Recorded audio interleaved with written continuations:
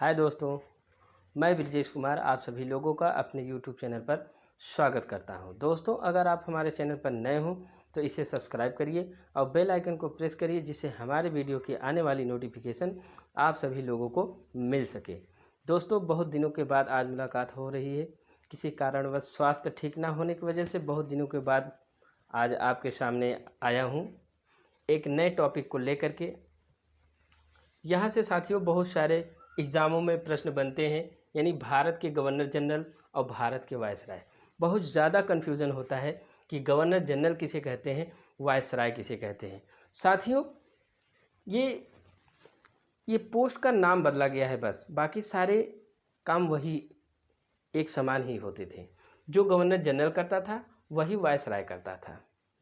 ठीक, सबसे पहले गवर्नर जनरल हुए और इसी पद को आगे बढ़ा करके इसके नाम में परिवर्तन करते हुए इसे वायसराय कर दिया गया। ठीक है, तो चलिए शुरू करते हैं। तो सबसे पहला साथियों इम्पोर्टेंट है कि जो गवर्नर जनरल हुए प्रथम भारत के, वो लॉर्ड विलियम बेंटिंक थे, जो 1828 से लेकर के 1835 ईस्वी। दोस्तों, आप लोग ये मत कंफ्यूज होइएगा कि 1773 में जो वारेन हेस्टिंग हुआ, मैं वहाँ से नहीं लिया हूँ, मैं लॉर्ड विलियम बेंटिंक से ले रहा हूँ। क्योंकि साथियों जहाँ से प्रश्न बार बार बनता है वही टॉपिक को मैं अपने इस वीडियो में समाहित किया हूँ। यहाँ से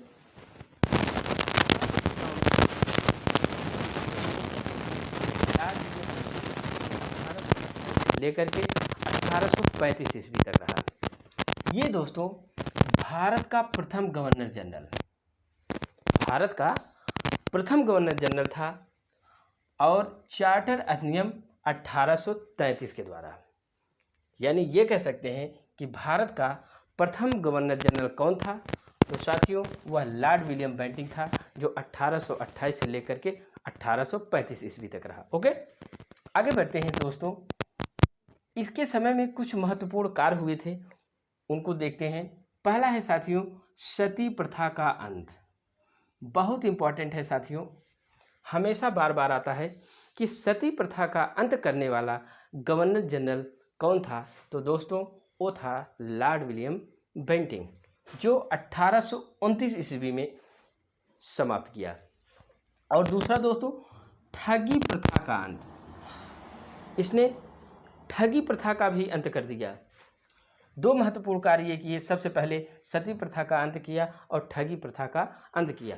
और ये दोस्तों राजा राम मोहन राय के सहयोग के द्वारा इस सती प्रथा का अंत किया गया। सन तो साथियों उतना आता नहीं, लेकिन जानना बहुत ज़रूरी है, हो सकता है किसी एग्जाम में आ जाए, तो 1829 याद रखिएगा। ओके, आगे बढ़ते हैं। इसने शिशु बालिका हत्या पर प्रतिबंध लगा दिया। पहले क्या था साथियों, हमारा भारत देश पितृसत्तात्मक है, यहाँ की सत्ता, यानी कह सकते हैं कि मेल को ज़्यादा महत्व दिया जाता है, जबकि महिलाओं को बहुत कम।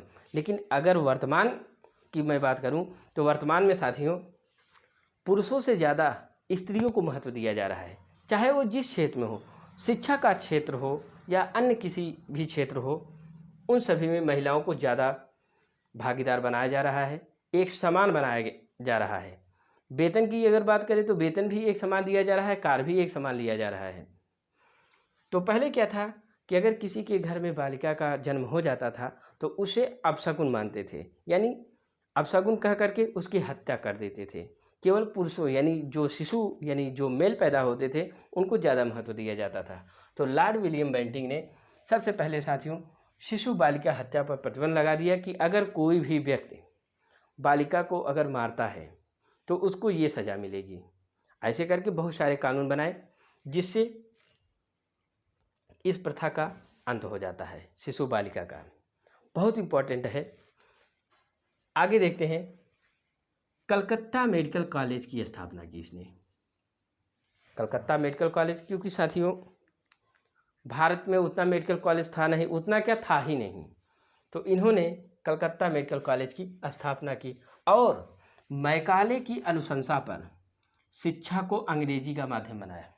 यानी साथियों, लॉर्ड मैकाले जो था, उसकी सिफारिश पर लॉर्ड विलियम बेंटिंक ने भारत में स्कूली शिक्षा को अंग्रेजी का माध्यम बना दिया है। जैसे आज के ज़माने में देखा जाए तो बच्चों का जो शिक्षा दिया जाता है, यानी बच्चों को जो शिक्षा दी जाती है वह मातृभाषा में दी जाती है। ये नियम बनाया गया है कि बच्चे को मातृभाषा में ही शिक्षा दिया जाए, लेकिन इसके समय में अंग्रेजी को माध्यम बनाया गया, क्योंकि लंदन के लोग यानी ब्रिटेन के लोग अंग्रेजी जानते थे। वो ये चाहते थे कि अगर मैं अंग्रेजी में इनको शिक्षा दूंगा तो इनकी बातों को मैं समझ सकूंगा, क्योंकि वो लोग हिंदी तो जानते नहीं थे।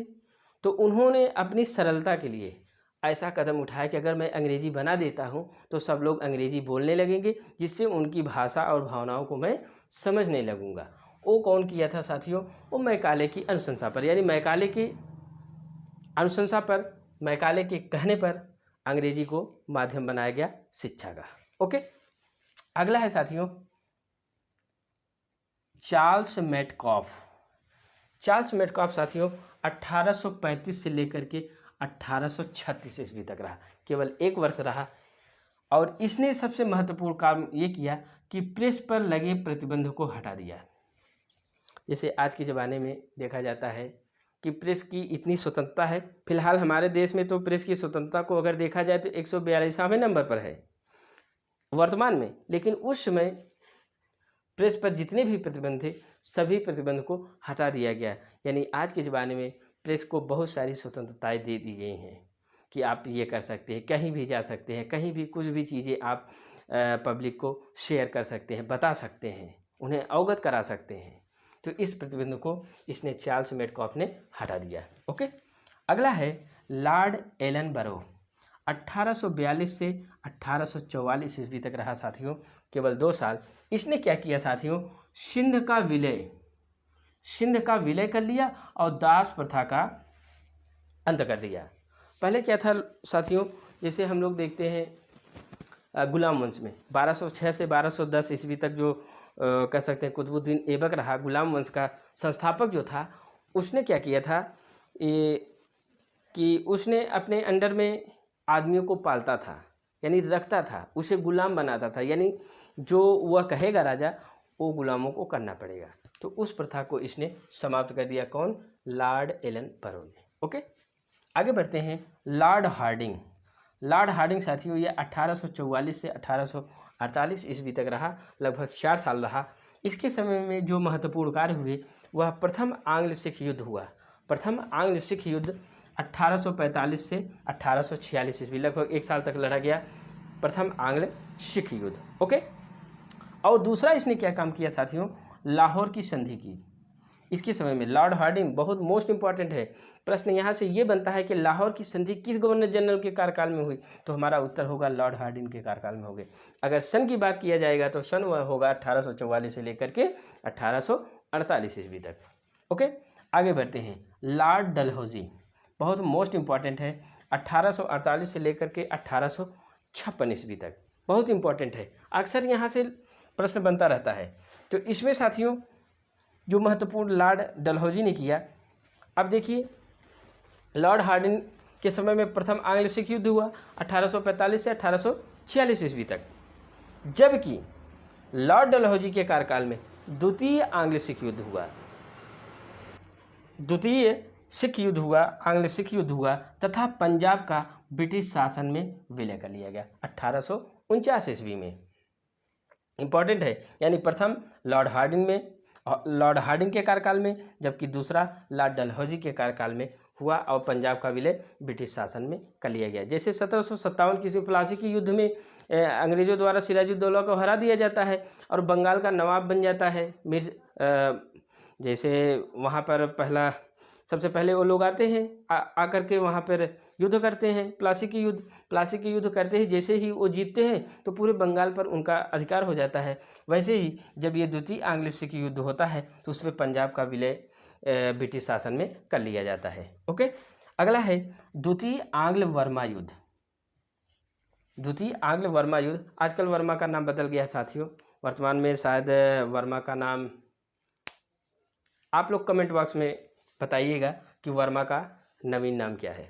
ओके, अगला है दोस्तों, लॉर्ड डलहौजी के कार्यकाल में इसने एक महत्वपूर्ण ये कार्य किया कि राज्य हड़प नीति अपनाई। राज्य हड़प नीति यानी राज्यों को हड़पने की नीति अपनाई, कि जैसे बगल का कोई राज्य हुआ उसको हड़प लेता था, उसके ऊपर सैनिक कार्रवाई करके उसके राजा को पकड़ लेता था और उस राज्य पे अपना अधिकार जमा लेता था। तो सबसे पहले जो क्षेत्र को अपनाया इसने वह था सतारा।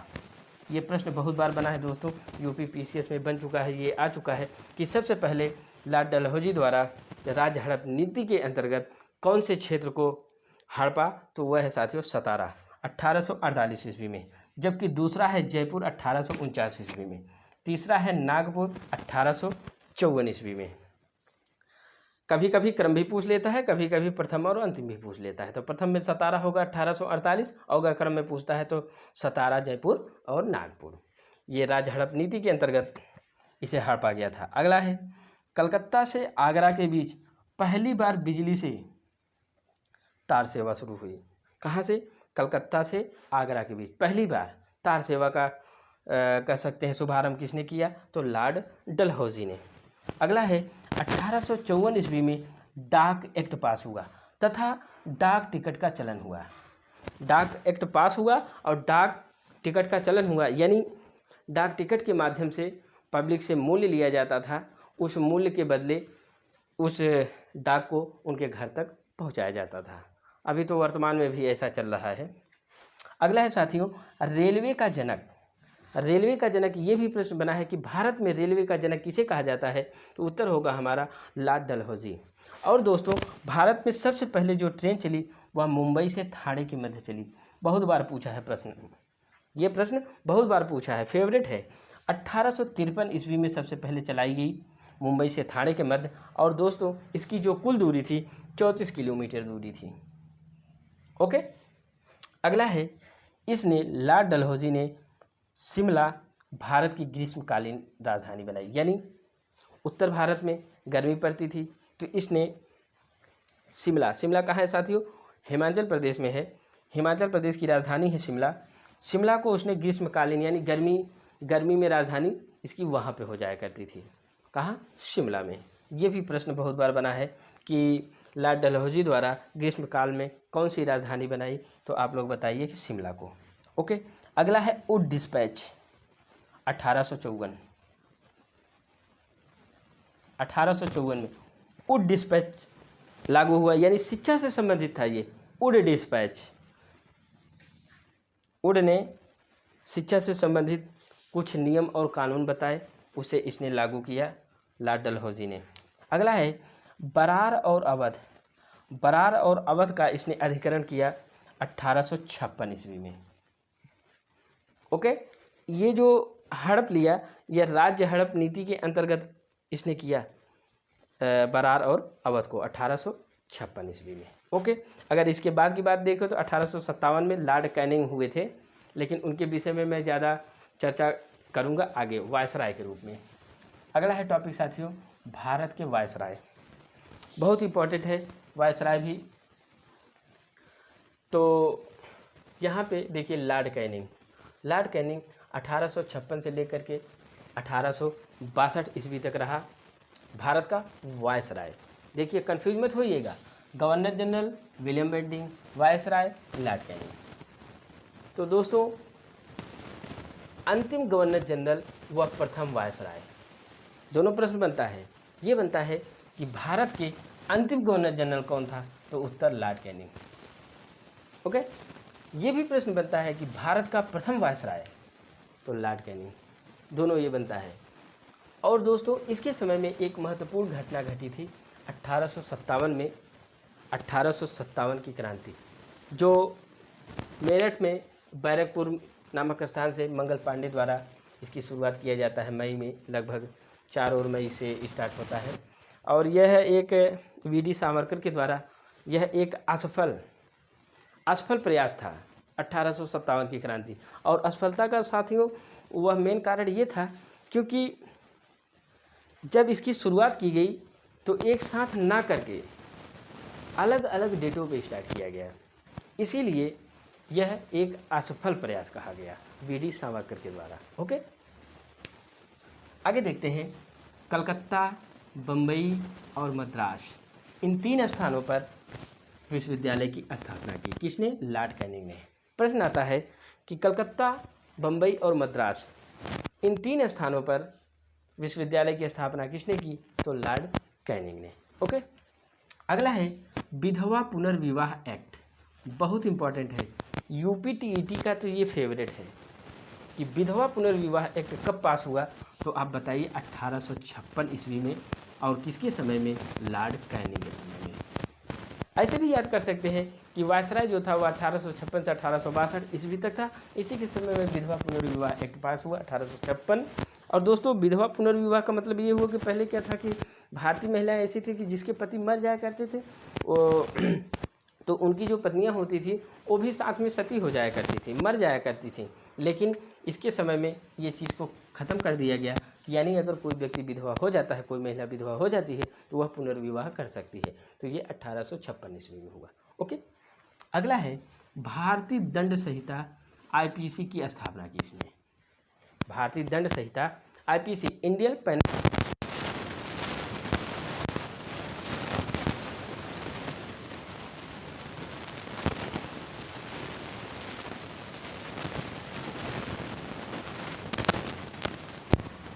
ओके, आगे बढ़ते हैं। अगला है लॉर्ड रिपन। यह 1880 से लेकर के 1884 ईस्वी तक रहा, लगभग 4 साल। यह साथियों सर्वाधिक लोकप्रिय वायसराय था, सर्वाधिक लोकप्रिय वायसराय था। और इसके समय में वर्नाक्यूलर प्रेस एक्ट समाप्त कर दिया जाता है। वर्नाक्यूलर प्रेस एक्ट को समाप्त कर दिया जाता है, और इसे ही, लॉर्ड रिपन को ही, स्थानीय स्वशासन का जनक माना जाता है। ऐसे प्रश्न बनता है कि स्थानीय स्वशासन का जनक किसे कहते हैं? बताइए, Lord Ripon. Vernacular press act को किसने समाप्त किया? तो बताइए, लॉर्ड रिपन। और सर्वाधिक लोकप्रिय वायसराय कौन था? तो लॉर्ड रिपन। ओके, सिविल सेवा में न्यूनतम आयु 18 वर्ष से बढ़ा करके 21 वर्ष किया। किसने किया? लॉर्ड रिपन ने। आज भी वही चल रहा है साथियों, 18 से 21। पहले 18 था, अब 21 हो गया। वर्तमान में चल रहा है 21 वर्ष, जिसकी वह सिविल सेवा की तैयारी कर सकता है। ओके, अगला है भारत में नियमित जनगणना की शुरुआत की। भारत में नियमित जनगणना, प्रत्येक 10 वर्षों पर जनगणना की शुरुआत किया गया 1881 ईस्वी से। ओके, ये भी प्रश्न बना है कि भारत में नियमित जनगणना की शुरुआत किस सन में हुई? 1881 ईस्वी में। और किसने किया? लॉर्ड रिपन ने। ओके, अगला है हंटर कमीशन का गठन। ये भी साथियों शिक्षा से संबंधित है। शिक्षा से संबंधित इस हंटर कमीशन का गठन 1882 ईस्वी में किया गया। आप लोग जलियांवाला बाग हंटर वाला वो मत समझिएगा, ये दूसरे हैं। हंटर कमीशन की सिफारिश पर भारत में शिक्षा की व्यवस्था को सुधारने के लिए बहुत सारे प्रयास किए गए। अगला है इल्बर्ट बिल पेश, जो विवादित रहा। इसके समय में इल्बर्ट बिल पेश किया गया, जो बहुत ही विवाद का कारण बना रहा। ओके, अगला है लॉर्ड कर्जन। यह 1899 से लेकर के 1905 ईस्वी तक रहा, लगभग 6 वर्षों तक। और इसके समय में साथियों भारत का सबसे अलोकप्रिय वायसराय, एक अभी हमने इसके पहले देखा सर्वाधिक लोकप्रिय वायसराय लॉर्ड रिपन था, जबकि भारत का सबसे अलोकप्रिय वायसराय वह था लॉर्ड कर्जन। इसी के समय में 1905 ईस्वी में बंगाल का विभाजन कर दिया जाता है, यानी एक पूर्वी बंगाल, एक बंगाल। पूर्वी बंगाल में क्या था कि मुस्लिम लोग को पूर्वी बंगाल में पूर्वी क्षेत्र में भेज दिया जाता है, और पश्चिम वाले क्षेत्र में हिंदूवादी रह जाते हैं, उसी को बीच से काट देता है। इसीलिए इसे अलोकप्रिय ज़्यादा, मेन वजह यही था कि इसीलिए यह एक अलोकप्रिय वायसराय रहा। और इसी के समय में सिंचाई आयोग का गठन किया गया। सिंचाई आयोग का गठन किया जाता है इसी के समय में। अगला है साथियों प्राचीन स्मारक संरक्षण कानून। प्राचीन स्मारक संरक्षण कानून 1904 ईस्वी में लॉर्ड कर्जन के द्वारा ही किया जाता है। ओके, अगला है पुलिस आयोग का गठन। पुलिस आयोग का भी गठन लॉर्ड कर्जन द्वारा किया जाता है, और एंड्रयू फ्रेजर की अध्यक्षता में किया जाता है पुलिस आयोग का गठन। ओके, अगला है सीआईडी और सीबीआई की स्थापना 1903 में इसने ही किया, लॉर्ड कर्जन ने। और रेलवे बोर्ड का गठन 1905 ईस्वी में लॉर्ड कर्जन ने ही किया। देखिए कितना इंपॉर्टेंट काम किया है जो आज तक चल रहे हैं, बंद नहीं हुए हैं। अगला है भारतीय पुरातत्व सर्वेक्षण की स्थापना की 1901 ईस्वी में, और इसका एक नारा था, यानी फूट डालो और राज करो की नीति इसने अपनाई। फूट डाल दो, दो व्यक्ति हैं बहुत प्रेम से रह रहे हैं, दोनों में विवाद पैदा कर दो और फिर विवाद करने के बाद मजा लो, वही काम इसने किया, फूट डालो और राज करो की नीति को अपनाया। ओके, अगला है लॉर्ड रीडिंग, यह 1921 से 1926। आप लोग ये सोच रहे होंगे कि अभी जैसे हमने 1899 से 1905 गए तो 1906 से कौन हुआ, उसके आगे कौन हुआ, 1909 में कौन हुआ, वो इसलिए नहीं हमने इसमें लिखा क्योंकि प्रश्न जो है साथियों यहीं से ज़्यादातर बनते हैं, इसीलिए हमने इतने ही टॉपिक को केवल लगभग 4 से 6 ही हमने लिया है व्यक्तियों को। ओके, तो लॉर्ड रीडिंग जो है 1921 से 1926 ईस्वी तक रहते हैं, लगभग 5 साल, और यह एकमात्र यहूदी गवर्नर जनरल था, एकमात्र यहूदी था जनरल। और मोपला विद्रोह जो 1921 ईस्वी में हुआ था, इसी के समय में हुआ था, मोपला विद्रोह केरला में हुआ था ये। और साथियों चौरी चौरा कांड 5 फरवरी 1922 ईस्वी को जब हुआ, उस समय भी यह भारत का वायसराय रहा। अगला है प्रिंस ऑफ वेल्स, 1921 में भारत का आगमन होता है, यानी प्रिंस ऑफ वेल्स आते हैं 1921 में भारत का आगमन। ऐसे सीधा पूछता है प्रश्न, प्रिंस ऑफ वेल्स भारत में कब आगमन हुआ, या भारत में कब आगमन हुआ, तो बताइए 1921 ईस्वी में। ओके, अगला है लॉर्ड माउंटबेटन, बहुत इंपॉर्टेंट है, डायरेक्ट हम आज़ादी के पास पहुंच जाते हैं यहाँ से 1947 से 1948 ईस्वी तक। ये दोस्तों भारतीय स्वतंत्रता अधिनियम 1947 इसी के समय में पास होता है, और रेड क्लिफ आयोग का गठन किया जाता है। रेड क्लिफ आयोग हम लोग जानते हैं भारत और पाकिस्तान के बीच सीमा रेखा का नाम रेड क्लिफ है, जो कि इन्हीं के नाम से रखा गया है, इन्होंने ही निर्धारित किया। और भारत की स्वतंत्रता इन्हीं के कह सकते हैं कार्यकाल में हुआ। और भारत के अंतिम